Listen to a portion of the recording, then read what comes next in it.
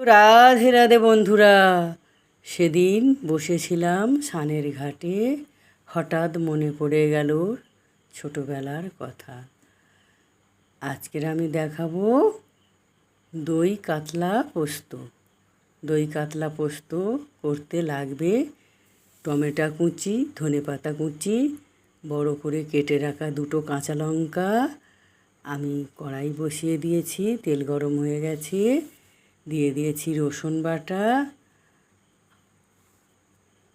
তা বন্ধুরা, গ্রামের পুকুর তো ভীষণ বড় বড় আর প্রচণ্ড ডিপ। তা একটা পুকুরের মধ্যে ছিল আমাদের 3খানা স্নানের ঘাট। তা আমরা যখন স্নান করতে যেতাম বন্ধুরা মিলে রেষারেষি হতো, কে কত তাড়াতাড়ি এক ডুবে ওই স্নানের ঘাটে গিয়ে উঠতে পারে। আমার কিন্তু বন্ধুরা ভীষণ দম ছিল, আমি 2টো ডুবে ওপারে চলে যেতাম, 2টো ডুব দিয়ে।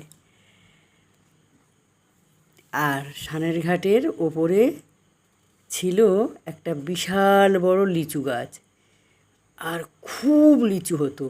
আমরা ডুবে গিয়ে ওপারে উঠে সেই লিচু পারতাম আর ঝাবাং করে জলে পড়ে ডুবে ডুবে লিচু ছাড়িয়ে খেয়ে নিতাম বন্ধুরা। জলও খাচ্ছি আর লিচুও খাচ্ছি। এমন হতো, কিছুটা পেটে জলও চলে যেত, লিচুও চলে যেত, পেট ভরা একদম। আর আবার ওই স্নানেঘাট থেকে ডুবে ওই দিকে স্নানেঘাটে চলে যেতাম। আর বৃষ্টি হলে তো কোনো কথাই নেই, বৃষ্টি হলে অন্তত 4 থেকে 5টা পুকুরে ডুববো। এ পুকুরে যেয়ে ডুবে আসবো, পুকুরে গিয়ে ডুবে আসবো, সে পুকুরে গিয়ে সাঁতার কেটে আসবো, এইরকম করতাম আমরা ছোটোবেলায়।